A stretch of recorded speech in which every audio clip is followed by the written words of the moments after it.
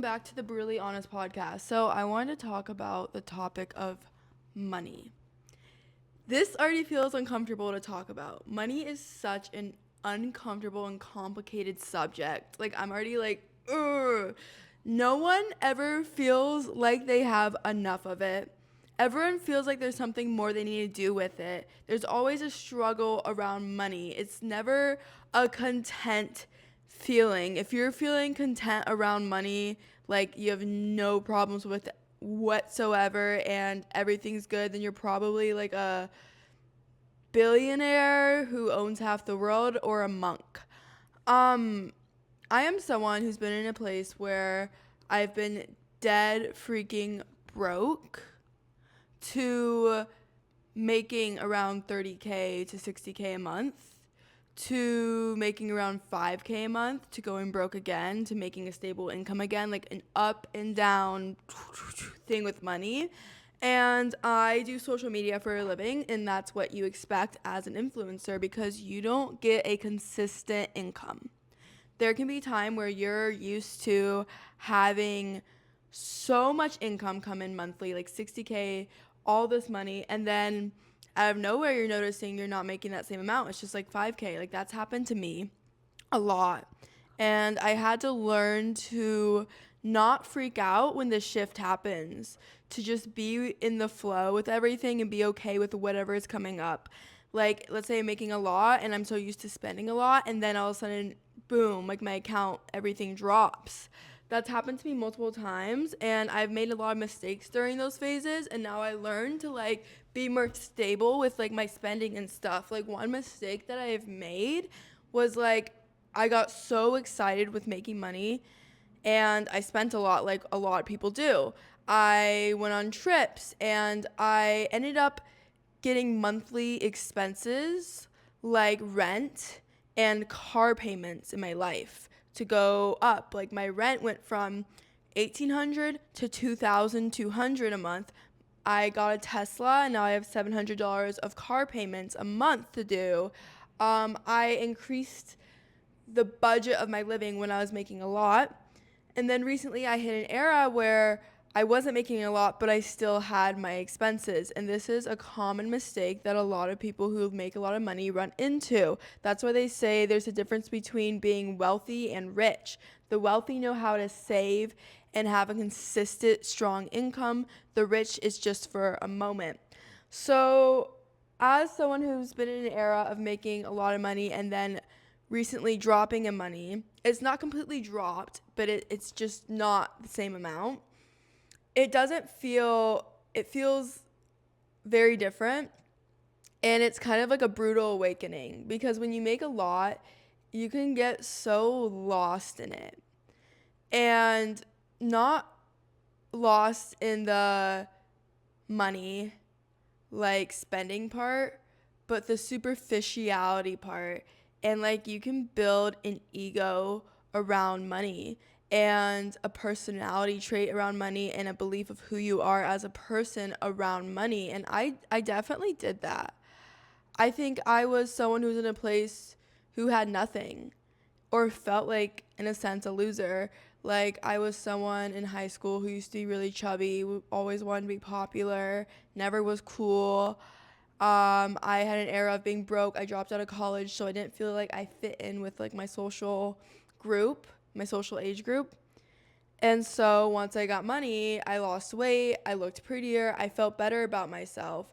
And this happens to a lot of people who make money and don't have that good of a social life, is where they get so caught up in this image that they're going to build around money, where they get like a lot of designer, like they want to flex on people, they want to feel good about themselves because there was an era in their life where they didn't feel good about themselves when they were broke. So that's actually what pushes a lot of like successful people, is to never be like that again. Like that pushes me, and that's okay to push you. That's okay to have that phase.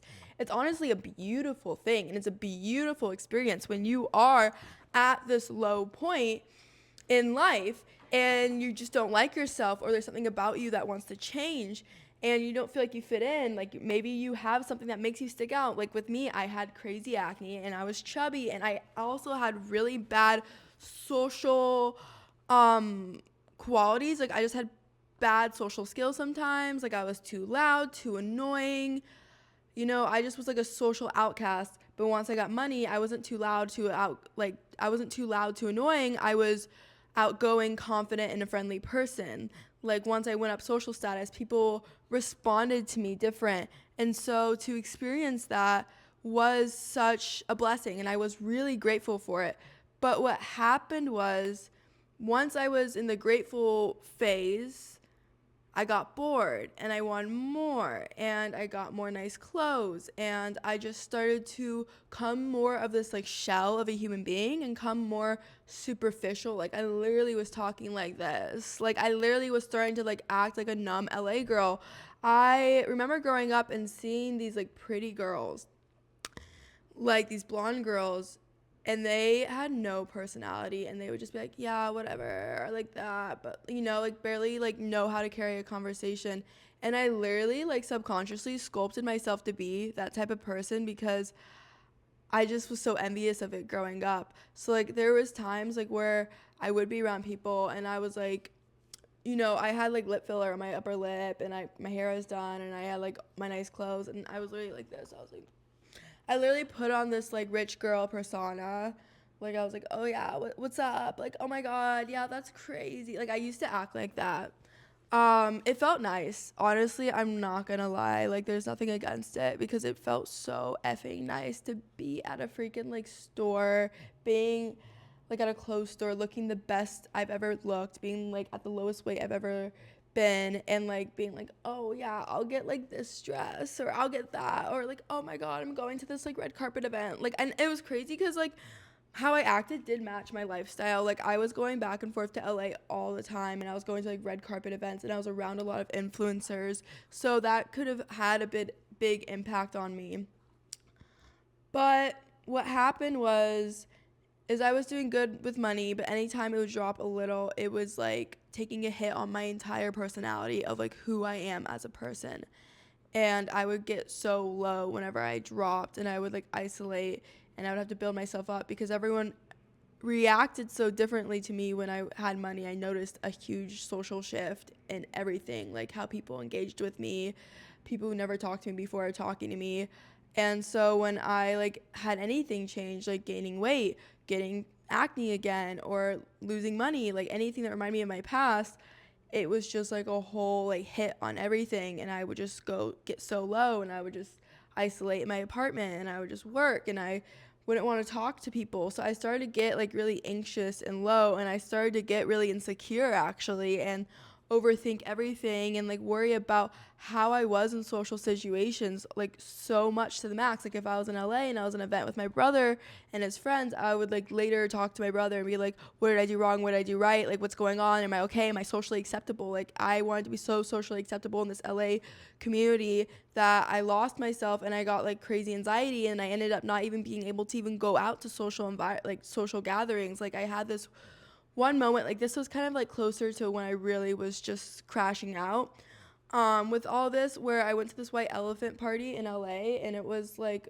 with influencers, like really well-known influencers, like this really like nice like influencer group in LA that everyone knows about them. They have a really good reputation, and I went to this apartment to this party there, and I was so freaking anxious. Like the apartment was filled with so many people, and I was just overthinking every little interaction, and like I felt like I stuck out because like it was an ugly sweater party, and I wore like this short skirt, and like I did not go on theme, and I didn't know anyone, so I just sat in this corner the whole time overthinking everything, being so anxious, not engaging with anyone, like having the worst time of my life because I was so paranoid about my own self-image. And after that whole LA experience, I had another experience where I went to Cancun, and I got closer to crashing out with everything, with all like the luxury trips and LA experiences and influencer experiences. And then I was gonna make some really bad decisions from this place, but then I got a call from a friend saying like, hey, you should go to India. And then that's when I did India, and every freaking thing changed. Everything changed. All these decisions I was gonna make, I came back and I didn't. I was gonna like move to LA. I'm so glad I didn't. And it's so funny because my friend called me to go to India, and I was like, I'm moving to LA she's like, just go to India first before you move. And the next day the LA fires happened, and I literally still wanted to move to LA like during the fires, because I was in such like a, we call it in India like a suffering state. Like I had so much chaos, like I couldn't think straight, and I just wanted to do any step to like make me feel better. That was not the right decision. I'm still in Arizona, and I'm so glad that I'm still in Arizona. And when I went to India, these monks told me something. They said, when you're so obsessed with your self-image, it's hard to give you feedback. Like, no one wants to give feedback to a person who's obsessed over their self-image. And what they mean by that is, if you're a person who feels so insecure and overthinks every little thing, then no one's going to want to give you feedback on when you're actually doing something wrong, because they already know that you're worried about things that don't even matter and you're consciously thinking through everything already. So why would they add another thing to it? And that's how I was. I was an obsessive overthinker in group settings, and I was worried that no one liked me, and I was always thinking, what's wrong with me? That was what was wrong with me, was that I had to overthink every single thing in group settings, because people can feel that, and that's really overwhelming to be around a person who's overthinking and like who's worried that they're doing something wrong all the time. Like, I've had a friend who was like that, where like they're just always worried they're doing something wrong, and I feel that, and I want to cater to them, because I've been there too, where I've felt that way. But when there is little corrections to make with a person, you can't make that with a person who overthinks, because when you're overthinking, you're obsessed over your self-image. And it really clicked to me like what that monk meant. Like, when you overthink, you obsess over yourself. In a sense, overthinking is selfish, while it is with the best intentions, and it doesn't mean to be selfish. I don't mean it's selfish in a bad way. You just can't help that it is selfish, because you're constantly thinking about yourself in a social situation. You're thinking about, does this person like me? Am I doing this right? You're consuming all your thoughts on yourself instead of being with the person and being in the conversation. And it puts sometimes a stress onto people when you're always thinking about yourself and if you're doing something wrong to that person, because they have to always confirm with you that you're not doing something wrong, or that it's okay, or like they know that there's situations where you're not speaking up, and they have to like tell you it's like okay to speak up. Like, that's how I am too with people who overthink. Like, it's okay to speak up. It's okay. Please be your best and most honest self around me, because if you're not, then that will stress me out, because I know that you're overthinking things, because I am an overthinker. So yeah.